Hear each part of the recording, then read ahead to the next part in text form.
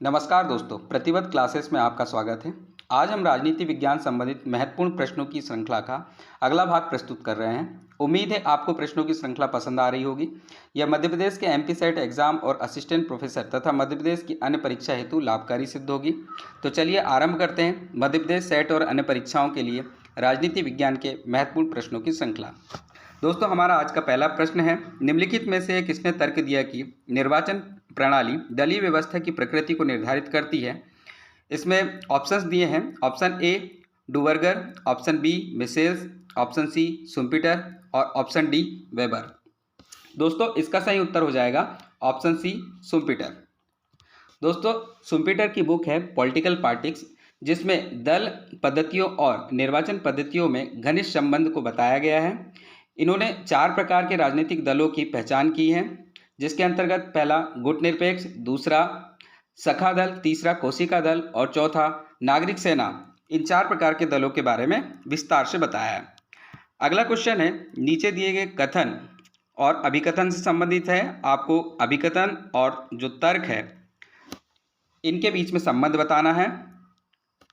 अभिकथन ए, 1960 के दशक के मध्य में राजनीतिक विकास उपागम की आलोचना की गई तथा तर्क दिया है संयुक्त राष्ट्र और पश्चिमी यूरोप के अनुभवों पर आधारित इस उपागम की तीसरी दुनिया में सीमित प्रासंगिकता थी। ऑप्शन दिए हैं। ऑप्शन ए में ए और आर दोनों सही हैं तथा आर ए का सही स्पष्टीकरण है। ऑप्शन बी में ए और आर दोनों सत्य हैं परंतु आर ए का सही स्पष्टीकरण नहीं है।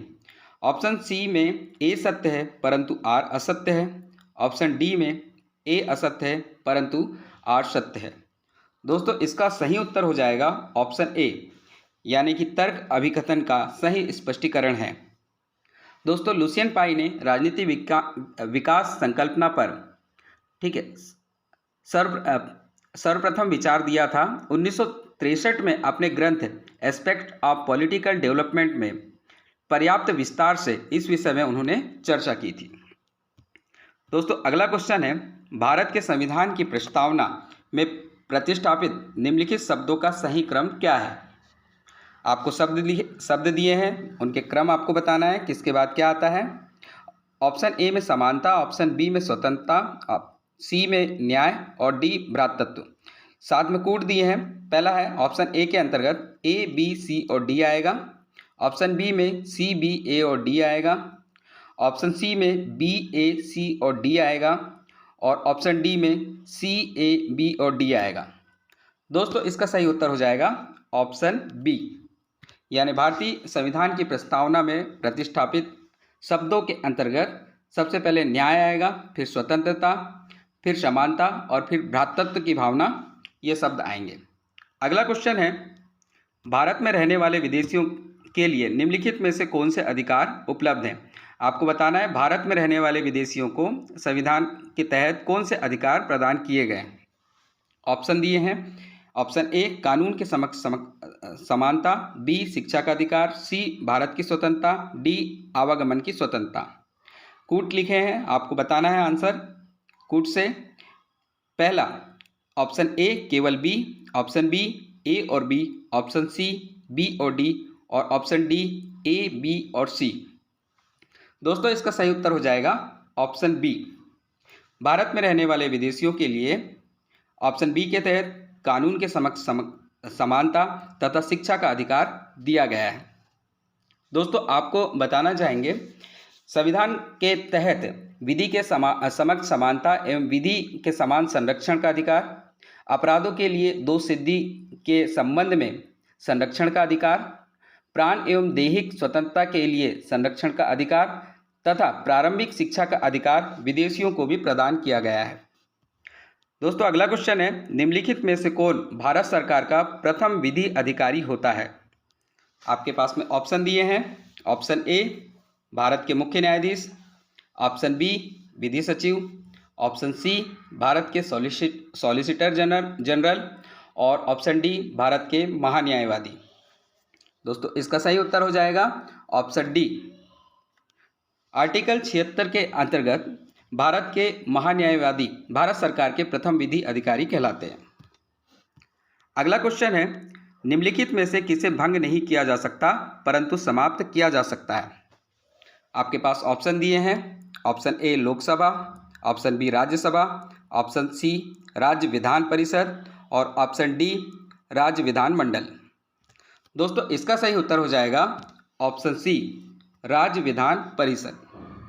दोस्तों आप सभी जानते हैं कि राज्य विधान परिषद को भंग नहीं किया जा सकता। इसका कार्यकाल वर्षों का होता है। इसके 1/3 सदस्य प्रत्येक दूसरे वर्ष सेवानिवृत्त होते हैं। आर्टिकल 169 के तहत इसे गठित किया जाता है और जब तक राज्य विधान मंडल ना चाहे इसे भंग नहीं किया जा सकता। दोस्तों हमारे देश में 28 राज्यों में से 6 राज्यों में विधान परिषद है, जिसके तहत आंध्र प्रदेश, कर्नाटक, तेलंगाना, महाराष्ट्र, बिहार, उत्तर प्रदेश शामिल हैं। अगला क्वेश्चन है, राज्यपाल द्वारा नियुक्त किए गए निम्नलिखित में से किसे राज्यपाल द्वारा ही हटाया जा सकता है? आपके पास में ऑप्शन दिए हैं। महाधिवक्ता, राज्य वित्त आयोग के सदस्य, राज्य लोक सेवा आयोग के सदस्य तथा राज्य विश्वविद्यालय के कुलपति। ऑप्शन है ऑप्शन ए, बी और सी, ऑप्शन बी ए, बी और डी, ऑप्शन सी बी, सी और डी तथा ऑप्शन डी ए, बी, सी और डी यानी चारों। दोस्तों इसका सही उत्तर हो जाएगा ऑप्शन सी राज्य लोक सेवा आयोग के सदस्य। आपको बताना चाहेंगे राज्यपाल द्वारा महाधिवक्ता, राज्य के तथा राज्य वित्त आयोग के सदस्य तथा राज्य लोक सेवा आयोग के सदस्य तथा राज्य विश्वविद्यालय के कुलपति सभी को नियुक्त जरूर किया जाता है, परंतु इन्हें हटाने के लिए इन्हें हटाने के संबंध में अगर बात की जाए तो राज्य लोक सेवा आयोग के सदस्यों को राष्ट्रपति के द्वारा हटाया जाता है, बाकी अन्य को राज्यपाल के प्रसाद पर्यंत यानी राज्यपाल के द्वारा ही हटाया जा सकता है। अगला क्वेश्चन है, अनुच्छेद 356 के अंतर्गत किसी राज्य में राष्ट्रपति शासन की अधिकतम अवधि क्या हो सकती है? आपके पास ऑप्शन दिए हैं 1 वर्ष, ऑप्शन बी में 2 वर्ष, ऑप्शन सी में 3 वर्ष और ऑप्शन डी में 4 वर्ष। आपको बताना है कि जब राष्ट्रपति शासन लागू होता है तो इसकी अधिकतम अवधि क्या होती है। दोस्तों इसका सही उत्तर हो जाएगा ऑप्शन सी 3 वर्ष। लेकिन आपको बताना चाहेंगे कि सर्वप्रथम ये 6 माह के लिए लगता है और 6 माह की स्वीकृति के बाद में इसे अधिकतम 3 वर्ष तक लागू किया जा सकता है। अगला क्वेश्चन है, भारत में संविधान संशोधन की प्रक्रिया के संबंध में निम्नलिखित में से कौन सा कथन सत्य नहीं है? आपको इसमें असत्य कथन बताना है। इसके अंतर्गत पहला कथन है ए, संसद एक विशेष बहुमत से संविधान में संशोधन कर सकती है। बी, राज्य विधानसभाएं संविधान में संशोधन का प्रस्ताव कर सकती है। सी, संविधान संशोधन का विधेयक केवल संसद के निचले सदन में ही पुनः स्थापित किया जा सकता है। डी, संविधान संशोधन संबंधी विधेयक पर संसद के दोनों सदनों के बीच गतिरोध को संसद के संयुक्त सत्र द्वारा समाप्त किया जा सकता है। तथा ई, संसद द्वारा पारित संविधान संशोधन विधेयक का निषेधाधिकार भारत के राष्ट्रपति के पास है। आपके पास कूट दिए हैं, इसमें से आपको आंसर का चयन करना है। पहला ए, सी और डी, बी में है बी, सी, डी और ई, सी में है ए, डी और ई तथा डी में है ए, बी, सी और डी। दोस्तों इसका सही उत्तर हो जाएगा ऑप्शन बी यानी बी, सी, डी और ई सही है। और अगला क्वेश्चन है, निम्नलिखित में से कौन सी स्थिति में संसद राज्य सूची में उल्लिखित विषयों पर विधान नहीं बना सकती? तो जिस विषय पर संसद राज्य सूची के उल्लिखित विषयों में विधान नहीं बना सकती उसमें विषय दिए हुए हैं, आपको बताना है। ऑप्शन ए में यदि लोकसभा यह निर्णय कर ले कि राज्य सूची में उल्लिखित विषय राष्ट्रीय महत्व का है। ऑप्शन बी में यदि 2 या 2 से अधिक राज्य विधानमंडल इस आशय से कोई संकल्प पारित करे। सी दिया है यदि आपातकाल की स्थिति घोषित कर दी जाए। और डी, यदि किसी अन्य देश के साथ की गई संधि को लागू किया जाना हो। तो दोस्तों इसका सही उत्तर हो जाएगा ऑप्शन ए, यदि लोकसभा यह निर्णय कर ले कि राज्य सूची में उल्लिखित विषय राष्ट्रीय महत्व का है तो इसमें यह विधान नहीं बना सकती है। अगला क्वेश्चन है, उस खंड का नाम क्या था जिसने American society of public administration के कंपैरेटिव एडमिनिस्ट्रेटिव ग्रुप को प्रतिस्थापित किया था। तो उस खंड का आपको नाम बताना है। खंड के नाम दिए हैं। Option A section of American public administration SAP, B option है section of on comparative administration SCA, और सी ऑप्शन है section on international public administration SIP, तथा डी ऑप्शन है section on international and comparative public administration SICA। दोस्तों इसका सही उत्तर हो जाएगा option D section on international income and comparative public administration यानी SICA खंड के तहत American society of public administration के कंपैरेटिव एडमिनिस्ट्रेटिव ग्रुप को प्रतिस्थापित किया गया है। अगला क्वेश्चन है मॉस्लो की विचारित मानवीय आवश्यकताओं का सही कालक्रम क्या है? इसके विषय में आपको जानकारी देना है। इसमें दिया है ऑप्शन ए में आत्मसम्मान, शारीरिक सुरक्षा, तदित्व और स्वास्थ्यीकरण, बी में स्ववास्तवीकरण, आत्मसम्मान, सुरक्षा, तदित्वता, शारीरिक, और सी में है सुरक्षा, स्वास्थ्यीकरण, तदित्वता, शारीरिक, आत्मसम्मान, तथा डी में शारीरिक, सुरक्षा, स्वास्थ्यीकरण, तदित्वता और आत्मसम्मान। दोस्तों इसका सही उत्तर हो जाएगा ऑप्शन डी। मास्लो की अभिविचारित मानवीय आवश्यकताओं का सही कालक्रम में पहले शारीरिक, फिर सुरक्षा, फिर स्ववास्तवीकरण, उसके बाद तदित्वता और फिर आता है आत्मसम्मान। अगला क्वेश्चन है जो कि अभिकथन और तर्क से संबंधित है। अभिकथन ए में स्टाफ और सहायक अभिकरण दोनों लाइन अभिकरणों की सहायता करते हैं, परंतु ये एक दूसरे से भिन्न होते हैं। तर्क दिया है आर सहायक अभिकरणों की कोई प्रचालनी जिम्मेदारियां नहीं होती है। कूट दिए हैं ऑप्शन ए में ए और आर दोनों सत्य हैं, आर ए का सही स्पष्टीकरण है। बी में ए और आर दोनों सत्य हैं परंतु आर ए का सही स्पष्टीकरण नहीं है। सी में ए सत्य है परंतु आर असत्य, तथा डी में ए असत्य है परंतु आर सत्य है। दोस्तों इसका सही उत्तर हो जाएगा ऑप्शन सी, ए सत्य है परंतु आर असत्य है। यानी स्टाफ और सहायक अभिकरण दोनों लाइन अभिकरणों की सहायता करते हैं परंतु एक दूसरे से भिन्न होते हैं, सत्य है, जबकि सहायक अभिकरणों में कोई प्रचालनी जिम्मेदारियां नहीं होती, यह सत्य है। अगला क्वेश्चन है मूनी एंड रीले के नेताओं के वर्गीकरण में निम्नलिखित में से किस एक प्रकार के नेता को शामिल नहीं किया गया है? तो यहाँ कुछ वर्गीकरण दिए हैं। ऑप्शन ए में औपचारिक नेता, ऑप्शन बी में उपाधिधारी नेता, ऑप्शन सी में नियंत्रक नेता और ऑप्शन डी में अच्छे आयोजक। दोस्तों इसका सही उत्तर हो जाएगा ऑप्शन ए औपचारिक नेता। यानी मूने और रीले के नेताओं के वर्गीकरण में उपाधिधारी नेता, नियंत्रक और अच्छे आयोजक ये शामिल हैं। अगला क्वेश्चन है ऑस्टिन रेमे की सार्वजनिक नीति के तत्वों में निम्नलिखित में से कौन सा एक सम्मिलित नहीं है? ऑप्शन दिए हैं उद्देश्यों का एक समुच्चय, ऑप्शन बी में कार्यवाही की एक चयनित रूपरेखा, ऑप्शन सी में आशय सहित कार्यान्वयन, ऑप्शन डी में उद्देश्यों पर पुनर्विचार। दोस्तों इसका सही उत्तर हो जाएगा ऑप्शन डी, उद्देश्यों पर पुनर्विचार। ऑस्टिन रेमे की सार्वजनिक नीति तत्वों में उद्देश्यों पर पुनर्विचार शामिल नहीं है, बल्कि उद्देश्यों का एक समुच्चय, कार्यवाही की एक चयनित रूपरेखा और आशय सहित कार्यान्वयन सम्मिलित है। अगला क्वेश्चन है आसेटेन समिति 1944 ने सिविल सेवकों के प्रशिक्षण के उद्देश्यों में निम्नलिखित में से किस एक को सम्मिलित नहीं किया है? आपके पास ऑप्शन दिए हैं। ऑप्शन ए विश्वसनीय कार्य कौशल प्रदर्शित करना, ऑप्शन बी लचीलापन, ऑप्शन सी प्रशिक्षु की सोच को व्यापक बनाना, तथा ऑप्शन डी नेतृत्व गुणों का विकास करना। दोस्तों इसका सही उत्तर हो जाएगा ऑप्शन डी, नेतृत्व गुणों का विकास करना। इसके अतिरिक्त आसेटेन समिति जो 1944 में इंग्लैंड में गठित हुई थी में सम्मिलित है विश्वसनीय कार्य का कौशल प्रदर्शन, लचीलापन और प्रशिक्षु की सोच को व्यापक बनाना। अगला क्वेश्चन है अमेरिका में नियुक्त किए गए आयोग समितियों का निम्नलिखित में से कौन सा आरोही क्रम सही है? ऑप्शन दिए हुए हैं। ऑप्शन ए में हूवर कमीशन, फिर टैफ्ट कमीशन, फिर द ग्रेस कमीशन, फिर ब्राउनलो कमेटी।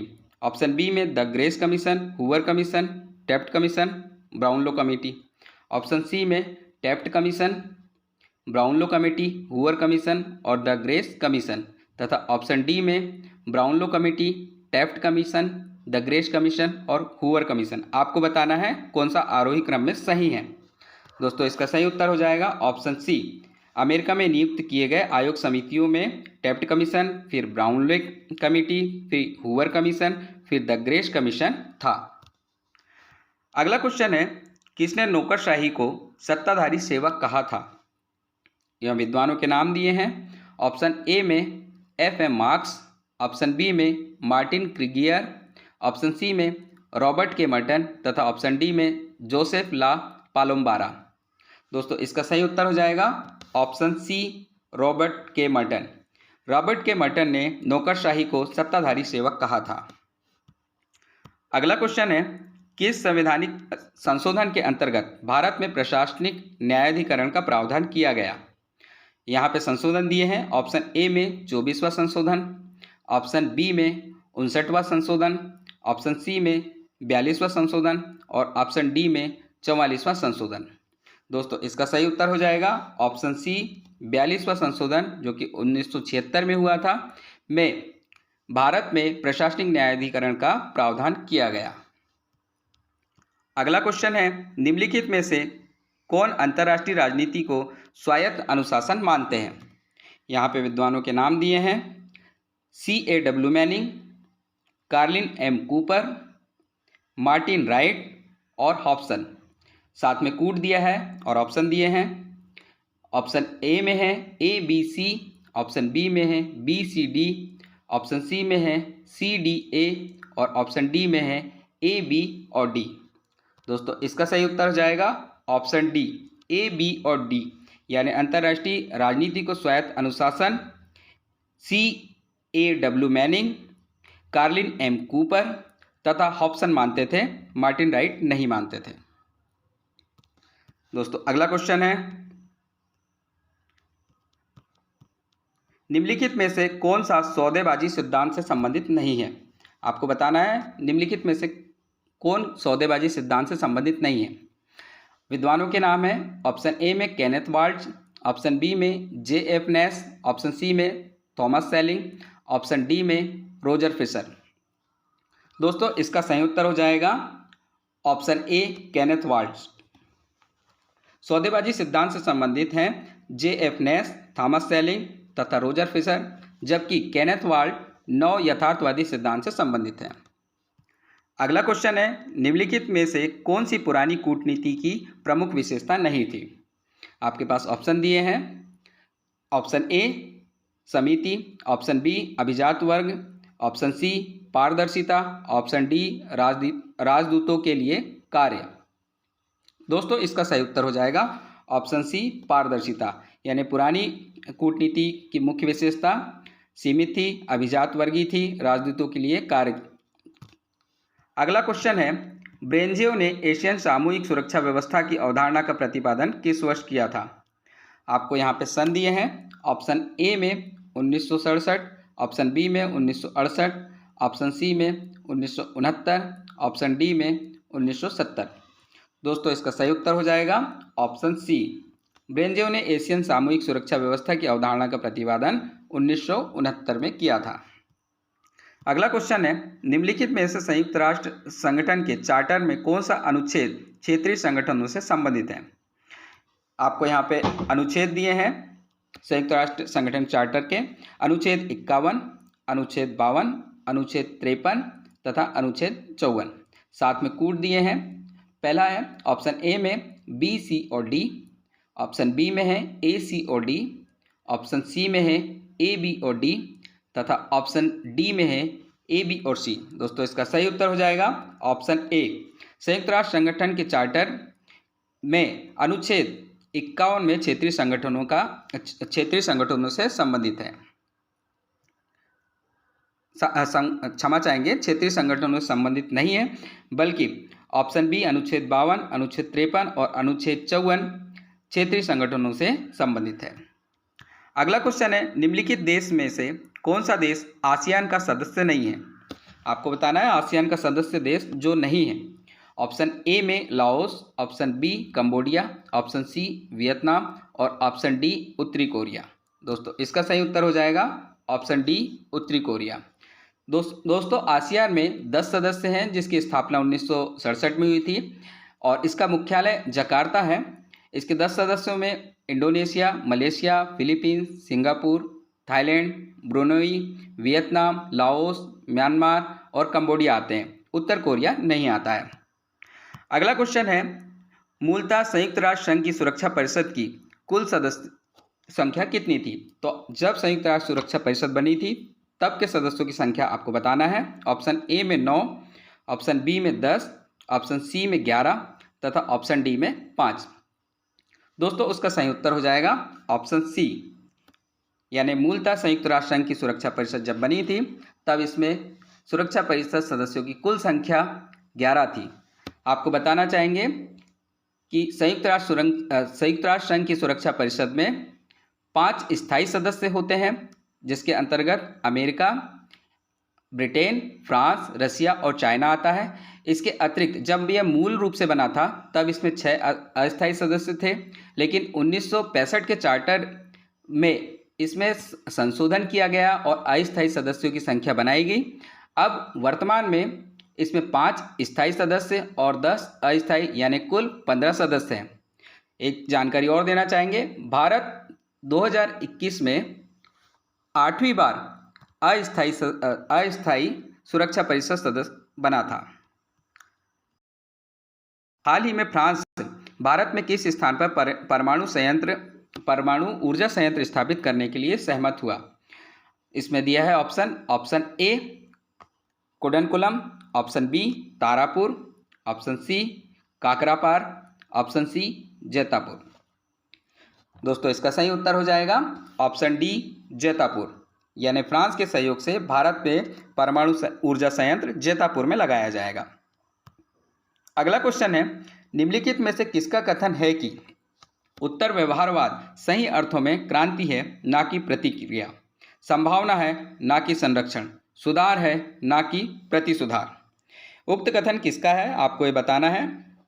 ऑप्शन ए में जेम्स ब्राइस, ऑप्शन बी में चार्ल्स ई मेरिकन, ऑप्शन सी में डेविड ईस्टन तथा ऑप्शन डी में G.A.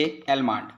दोस्तों इसका सही उत्तर हो जाएगा ऑप्शन सी, उत्तर व्यवहारवाद सही अर्थों में क्रांति है ना कि प्रतिक्रिया, संभावना है ना कि संरक्षण, सुधार है ना कि प्रतिसुधार, डेविड ईस्टन का कथन है। अगला क्वेश्चन, निम्नलिखित में से किसने कहा कि हम अपने मूल्यों को उस प्रकार नहीं छोड़ सकते जैसे हम अपना कोट उतारते हैं? विद्वानों के नाम दिए हैं। Option A Leo Strauss, option B Alfred Goban, option C Jean Blondel और ऑप्शन डी डेविड ईस्टन। दोस्तों इसका सही उत्तर हो जाएगा option D David Easton. David Easton ने कहा है हम अपने मूल्यों को उस प्रकार नहीं छोड़ सकते जैसे हम अपना कोट उतारते हैं। तो दोस्तों यह हमारी आज की प्रश्न श्रृंखला का अंतिम प्रश्न था। कल फिर से ऐसे ही प्रश्नों के साथ में मिलेंगे। धन्यवाद। जय हिंद।